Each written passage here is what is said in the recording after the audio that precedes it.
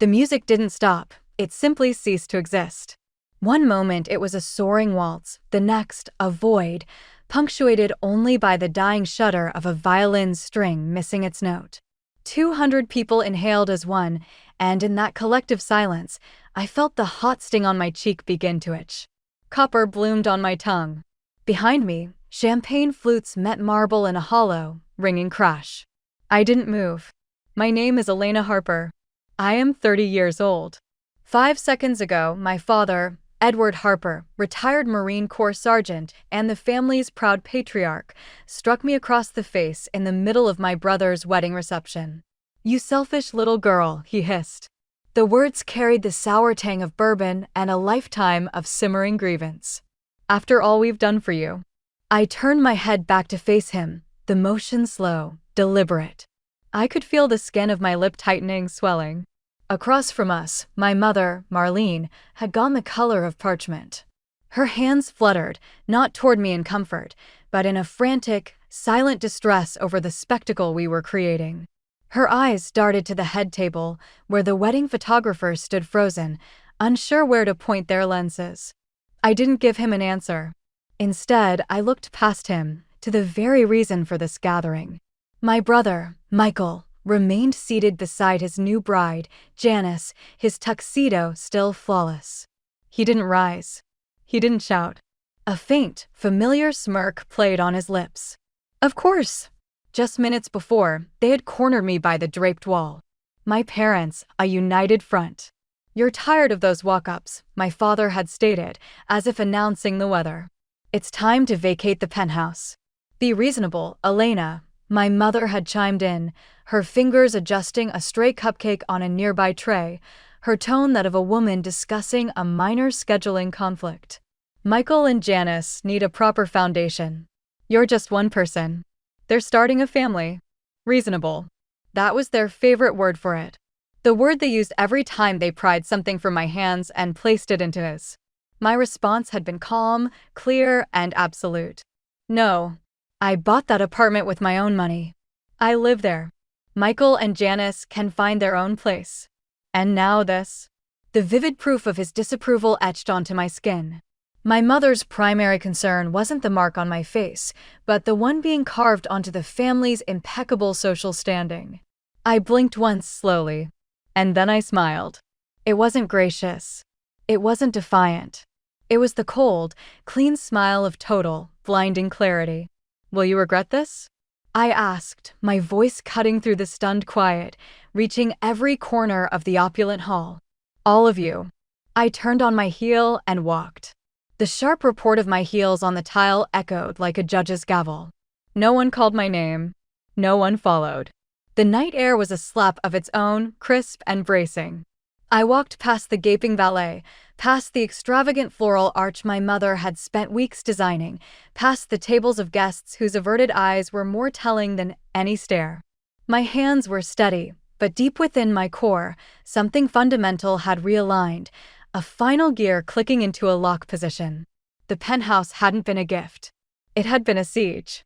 At 24, I began the campaign, 60-hour weeks coding back-end systems for finance firms, freelance gigs designing the boring, essential interfaces no one else wanted, and endless weekend shifts at a little harborside cafe called Juniper and Black.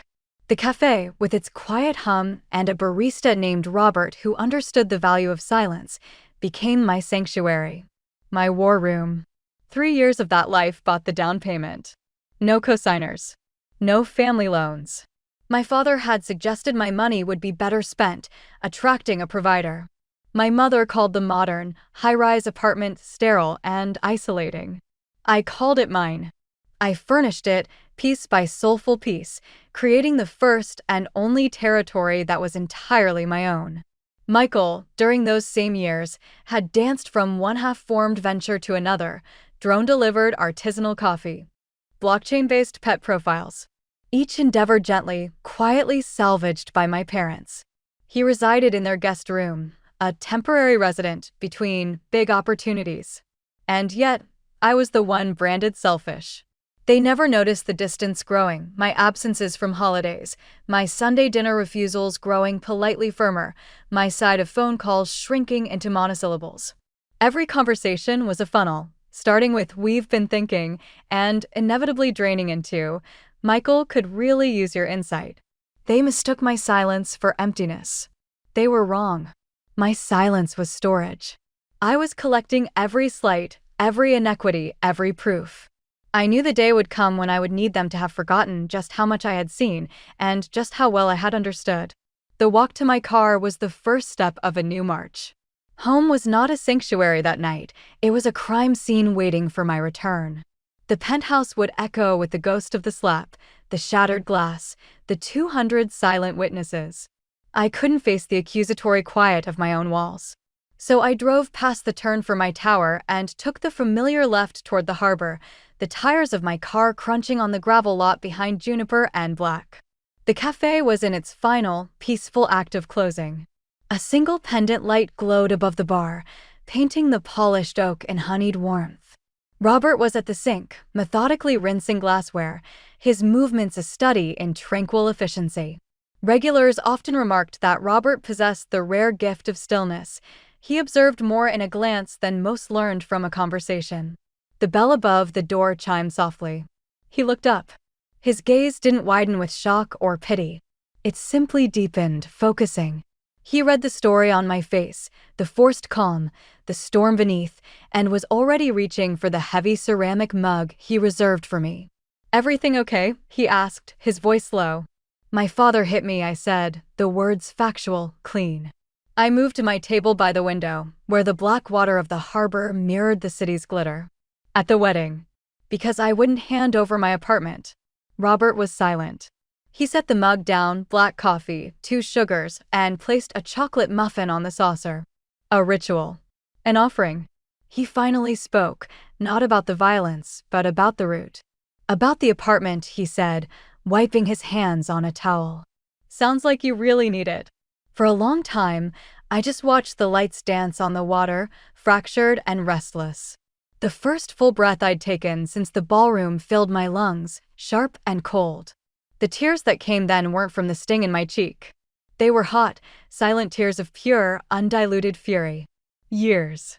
A lifetime of meticulous effort, of earning every single thing, of never being a burden.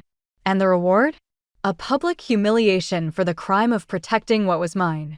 In that moment, the final veil dissolved. I was not a daughter to them. I was an asset. A utility. A resource to be reallocated. The clarity was cold and sudden, arriving somewhere between the lukewarm coffee and the muffin I had no appetite for. It was a tactical realization. If they felt this entitled to my home, the foundation of my independence, what boundary would they respect next? The answer was none. I opened my laptop. The familiar keyboard hum was a grounding force. My hands were steady. I began to plan. My coffee was half gone when my phone vibrated. The concierge. "Miss Harper, your parents are in the lobby." No call ahead. No request. An assumption of access, as always. Upstairs, I dressed like armor. Dark, tailored blouse. Hair secured back. Every detail chosen for its impression of unshakable control. When I opened my door and stepped into the private hallway, my father was there, a caged predator pacing a narrow strip of carpet. Edward Harper, even in civilian clothes, wore the posture of a man who commanded rooms. My mother stood straighter, her knuckles white on her clutch. "Where do you think you're going?" she demanded, the pearls at her neck like a chain of office. "We need to talk about last night." "Work," I said, turning to lock my door. A definitive click. Some of us have it. He was on me in 2 strides, his hand clamping around my forearm. "Don't you use that tone with me," he growled, his face inches from mine. "Not after your little performance." I didn't struggle. I simply pulled my arm back with a firm, steady pressure until his grip broke. My heart was a slow, cold drum. "Touch me again," I stated, each word a chip of ice, "and I will have security here in 60 seconds. He faltered, the script disrupted. "You know," I continued, my voice conversational, "the club has exceptional surveillance. High definition. Cameras at every major angle. The footage is stored off-site. The blood drained from my mother's face. My father's bluster hit a wall. "Don't test me," I said, a final warning. I turned toward the elevator. "And feel free to change my locks. It won't matter. Everything of value left this apartment hours ago." The elevator doors slid shut, framing their faces for one last second. I didn't see anger. I saw bafflement. A flicker of dawning, disoriented understanding. They were not looking at the compliant girl they could corner in a kitchen and pacify with a guilt-laden gift. They were looking at a stranger. They did not follow. It was their first and most critical, tactical error. I rode down alone, the silence now my ally. I instituted a blockade. The calls went to voicemail. The texts glowed unread on my screen before being archived. The message progression was a tired, predictable playbook. My mother led with guilt, her texts brittle and final. "Elena, come home. You are embarrassing the family. Period." Michael adopted the tone of a weary, reasonable mediator. "Don't be so dramatic, sis. We can talk this out like adults." Then Janice, the new recruit, fired her shot. "He deserves that penthouse more than you. He's going to start a family. Period." I read each one once. Then I silenced the world and walked to Juniper and Black. Robert saw me enter, met my eyes, and said nothing. He simply turned, poured my coffee, black, 2 sugars, and delivered it to my table by the window. No questions. No pity. Just the quiet acknowledgement that some battles are fought in silence. I opened my laptop and the glow of the screen became my command center. 3 new browser tabs opened, clean and purposeful.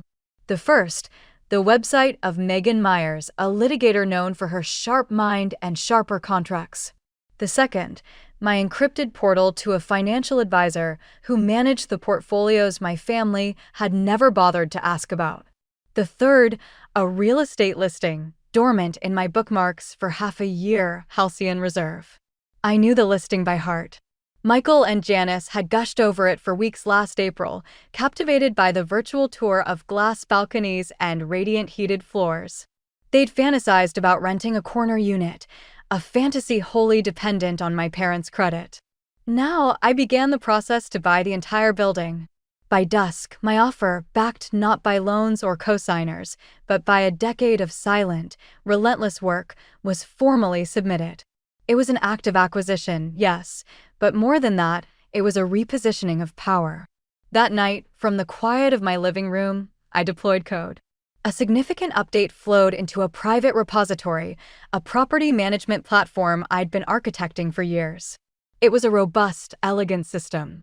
The same core idea Michael had once clumsily tried to poach for a doomed startup called Acorn. The first phase was now complete, operational, and entirely out of his reach.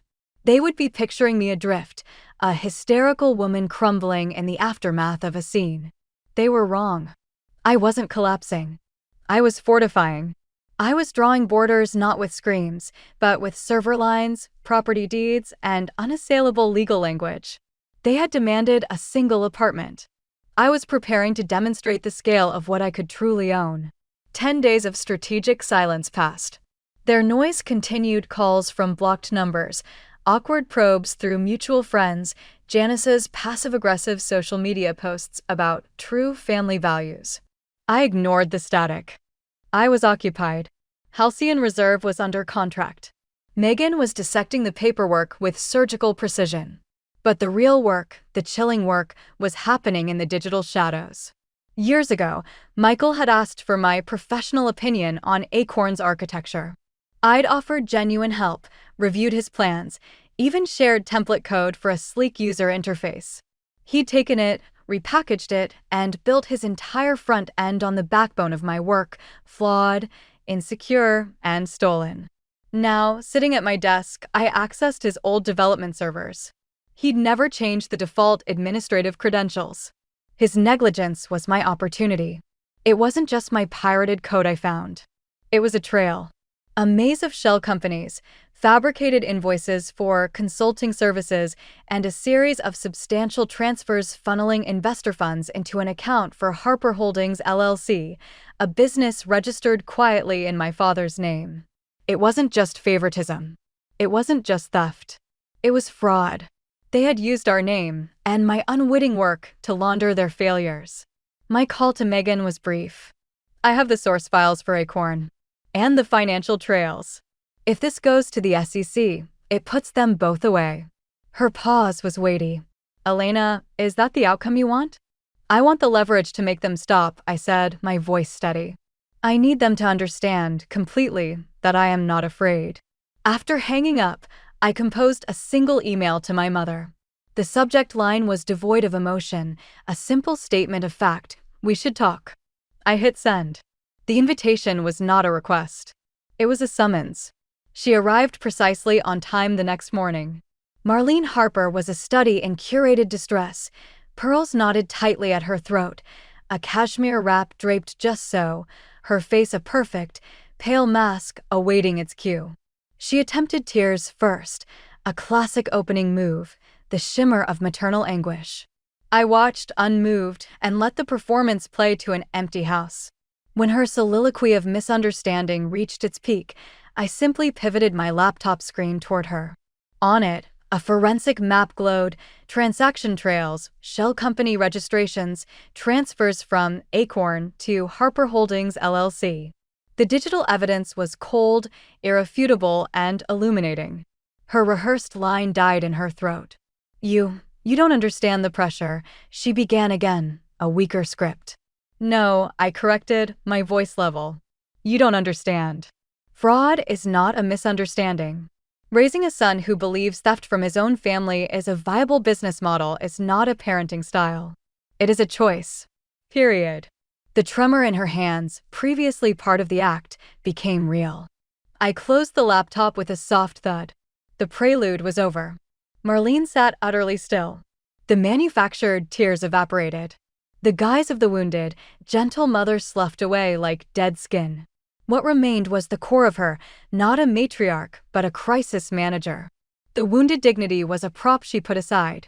Her eyes, dry and sharp, held only calculation. She hadn't come for reconciliation. She had come for damage control. What do you want, Elena? The question, when it finally came, was stripped bare. No pet name, no melodic guilt. It was flat, strained, a demand for terms. I want peace, I stated. Define it as this: no more calls. No more emissaries. No more social media parables from Janice about familial betrayal. The narrative ends now. She blinked, processing the demand not as a request, but as a directive. The penthouse is mine. By every conceivable measure, legal, ethical, practical. It is now a sovereign territory. So are my finances, my career, and my future. I held the gaze of the woman whose primary lesson had been that a daughter's love was measured in graceful relinquishment. She had schooled me in the art of the smiling surrender. My curriculum had changed. I possessed documents detailing Dad's role in Michael's scheme. Server logs. Payment archives. A full roster of names. And high-definition video from the country club capturing the moment he struck me, with 200 guests as potential witnesses. You'll destroy your family, she whispered. The threat a last, frail weapon. No, I said, the word final. You destroyed it. The moment you demanded my home. The second his hand connected. The instant Michael sat back and smiled. You are not watching a destruction. You are auditing the ruins you built. A spasm flickered beneath her cheekbone, a trapped feeling fighting toward a surface it could never breach. I stood, the deliberate movement a period to the conversation. I am not asking for anything unreasonable, I said, my tone one of pure, dispassionate business. Only distance. Only silence. She offered no rebuttal, no plea, no parting barb. The performance was concluded. She collected her purse, the movements precise and silent, and walked out of my apartment without a backward glance. I remained at the window, watching as she descended to the street and slid into a waiting black sedan. There was no dramatic exit. No slammed door. No shouted final word. Just a quiet departure into the ordinary morning. The silence she left behind was profound. And for the first time, it was not oppressive. It was not a punishment or a void. It was a possession. It was mine. 2 weeks of perfect, hollow quiet. No summons from Marlene. No bluster from Edward. No whining from Michael. It was not peace. It was the pressurized stillness before a fault line slips, a thick, tense silence pooling behind a dam of their own making. The first fissure appeared in my inbox, a routine email from my real estate agent. Eviction notice for tenant processed. Unit 14C. Halcyon Reserve. Michael and Janice had defaulted. 2 months in arrears. They'd ignored the automated warnings, then the formal notices, likely dismissing them as clerical errors or believing their last name carried a permanent credit. They operated on the old rules, where consequences were for other people. They did not know the new owner. The name on the final, irrevocable notice was mine. I felt no thrill, no petty satisfaction. I observed the process with detached, administrative interest. I did not accelerate it. I did not hinder it. I allowed the cold, impartial machinery of contract law to turn, precisely as designed. It was the quietest form of justice. Their departure from Halcyon Reserve was as ignoble as their tenure. No triumphant moving day posts. No nostalgic farewell to the view they'd coveted. Just a muted, grumbling exit. The silence broke only once that evening with a text from Michael. "Mom told me what you're doing. You can't prove anything." I studied the message, the defensive, boyish bravado of it. My response required no text. I navigated to a secure folder, selected a single, damning image, a server log snapshot with his administrator username, specific timestamps, and unique access IDs laid bare, and attached it to a blank email. I sent it. No subject. No body. Just proof. The reply was faster this time, stripped of pretense. "What do you want?" My answer was a treaty of 3 words, complete. Disengagement. Period. No more negotiations. No more sentimental traps baited with shared history. No more performing the charade of a familial bond that had been a one-sided subsidy for years. He made a final, feeble attempt at framing the conflict. "You've changed." I almost smiled. He was wrong. The person he'd known was the fiction. I typed my final message to him, the truest words I'd ever sent. No. I just stopped pretending. I archived the entire thread. The conversation, like their lease, was terminated. That night, I walked onto my penthouse balcony, in my home, and let the vast, glittering silence of the city wash over me. The lights were not judgmental or cold. They were neutral, a constellation of a million other lives, other stories. I thought of the decades spent contorting myself into the shape of the convenient daughter, the useful sister, the good sport. The endless labor of being enough for people whose standards were a moving target set forever in my brother's favor. That labor was over. The performance was closed. The only person I had to be now was myself. The irony was a quiet, settled truth in my chest. They had reached for my one sanctuary, the symbol of my independence. In overreaching, they had forfeited their own. The knock, when it came, was an anomaly.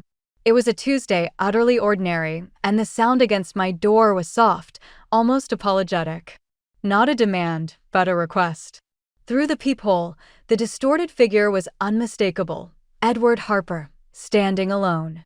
He had attempted his usual posture, shoulders squared, spine rigid, but the effect was ruined by his hands, which plucked nervously at the seams of his suit jacket. He looked like a man trying to remember how to stand in his own skin. I could have let the silence answer for me. I could have walked away, granting him the same consideration he'd so often shown my own unspoken boundaries. But a cold, clinical curiosity held me there. I turned the lock and opened the door, but did not yield the threshold. He seemed to have aged in the weeks since the wedding. The permanent, defiant clench of his jaw was gone, leaving a slackness in its place. His eyes, which were accustomed to scanning a room to dominate it, now dropped, unsure where to land. 5 minutes, he stated, the words less a command and more a plea. "That's all I'm asking." I said nothing. I simply waited, the open door my only concession. He released a heavy sigh, the kind that carries the weight of rehearsed speeches discarded. "They're moving back in. Michael and Janice. Couldn't keep the apartment." "I know," I said, my voice level. "I own the building." He blinked. Once, twice, as if parsing a foreign language. Comprehension dawned slowly, and with it, a profound shift in his expression. The arrogance was gone, replaced by a stunned, hollowed-out realization. "You," he breathed. "But how?" "Because I'm exceptional at what I do," I answered. "I always have been. You were just never looking." His gaze fell to the floor between us. A silence stretched, thick and real. It wasn't filled with the old, familiar tension. It was filled with the deafening volume of every unsupported dream, every overlooked achievement, every time he'd chosen not to see me. "Your mother misses you," he tried, the line sounding worn and feeble. "We all do." "No," I corrected, gently and without malice. "You miss having someone to manage. A compliant asset to reallocate for Michael's benefit. That asset has been liquidated."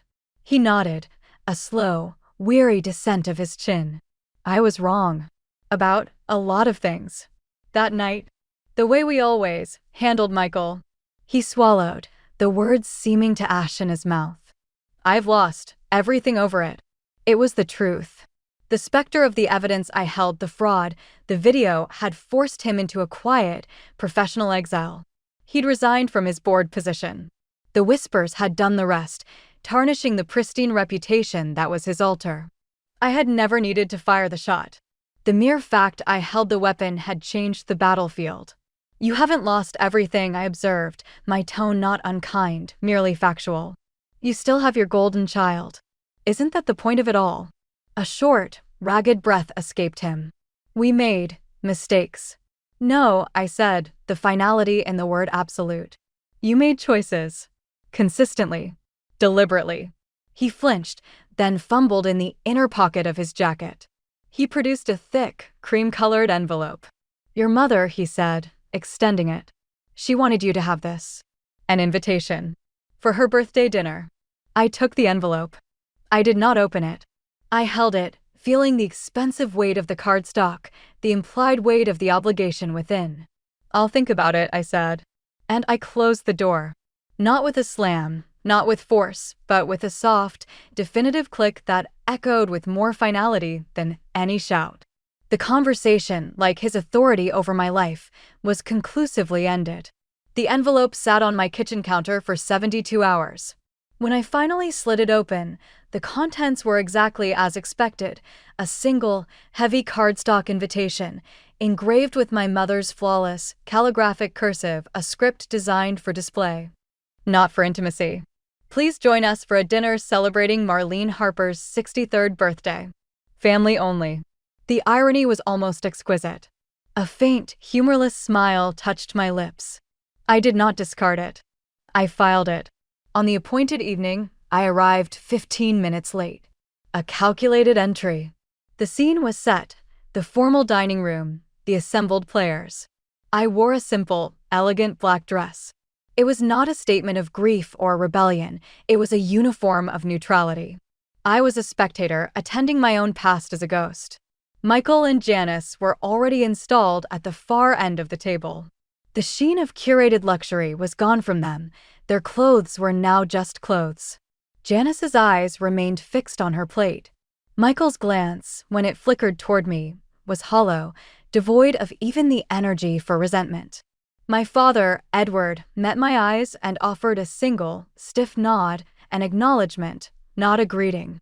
It was the first honest communication we'd ever shared. And my mother. Her smile was a tense, brilliant performance, stretched too tight. It was the smile of a conductor whose orchestra is on the verge of mutiny, a desperate plea for the old harmony. She was holding her world together by sheer, fragile will. I took my assigned seat. And then I did nothing. I did not perform. I did not reassure. I simply existed within their space, an immutable fact. The silence around my place setting was a force field. No one asked about my work, my life, my apartment. No one risked a directive. The power to demand anything of me had been voided. I stayed through the main course. When the dessert plates were cleared, I stood, collected my wrap, and offered a general good night. I left as quietly as I had entered. No one followed. The door to their world closed behind me without a sound. Months later, I gave a dinner of my own. The location was my balcony, high above the city grid.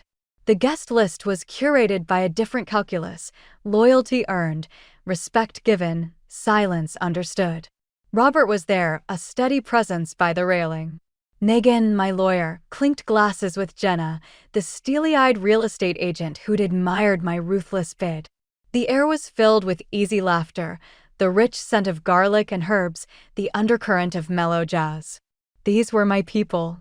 They had no claim on my history, only a place in my present. As twilight deepened and the city began its electric bloom, we raised our glasses. Robert turned, his eyes holding the reflection of 1,000 lights. To Elena, he said, his voice warm and sure, who built an empire from a single, stinging moment. I smiled then fully. Not the sharp smile of victory, but the calm, settled smile of peace. This was not the silence of being silenced. It was the profound, chosen quiet of a self-possessed life. They had reached for my home, my one concrete proof of self. In their overreach, they had inadvertently handed me the deed to something far more valuable, my own sovereignty. They had tried to claim a piece of real estate. In failing, they had granted me a kingdom.